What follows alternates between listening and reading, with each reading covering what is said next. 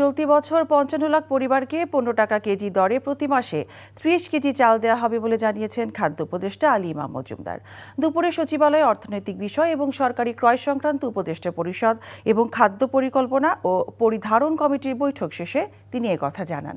গত বছর ৫০ লাখ পরিবার স্বল্প মূল্যে চাল পেয়েছে উল্লেখ করে চলতি বছর নিম্নবিত্ত পরিবারের মাঝে অগাস্ট থেকে নভেম্বর এবং ফেব্রুয়ারি ও মার্চ মাসে এই চাল বিতরণ কর্মসূচি অব্যাহত থাকবে বলে জানান খাদ্য উপদেষ্টা। দেশে নভেম্বর পর্যন্ত ১৩.৫ লাখ মেট্রিক টন চাল মজুদ থাকলে ঝুঁকি এড়ানো সম্ভব হবে বলেও জানান তিনি। আর সেই পরিমাণ চালের মজুদ নিশ্চিত করতে অতিরিক্ত ৪ লাখ টন চাল আমদানির অনুমোদন দেওয়া হয়েছে বলে জানান আলী ইমাম মজুমদার। একই বৈঠক শেষে অর্থ উপদেষ্টা জানিয়েছেন, বিদ্যুৎ কেন্দ্র সংক্রান্ত দেশি বিদেশি সব চুক্তি পুনর্বিবেচনায় আইনি সহায়তার জন্য প্রয়োজনীয় অর্থ বরাদ্দ দেওয়া হয়েছে।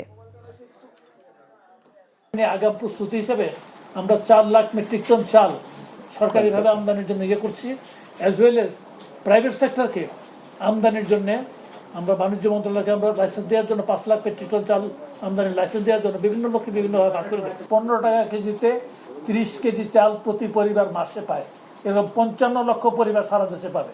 পাওয়ার প্ল্যান্ট সবগুলো পাওয়ার প্ল্যান্ট আপনারা জানেন কারা কারা কাদের সাথে আমাদের চুক্তি আছে দেশে বিদেশে, ওগুলো সবগুলি রিভিউ করা হবে। আর এটা লিগাল ইস্যু তো এটা চুক্তিগুলো, সেই জন্য আমরা আইনি ইস্যু লাগবে, যেটা হাইকোর্ট থেকে আদেশ দেওয়া হয়েছে এটা আইনি করবে। বান্ডেল থাকলে প্রতি সেনমানিতে টাকা বাঁচবে। বিকাশ সেনমানি বান্ডেল কিনে জিতুন প্রতি লেনদেনে।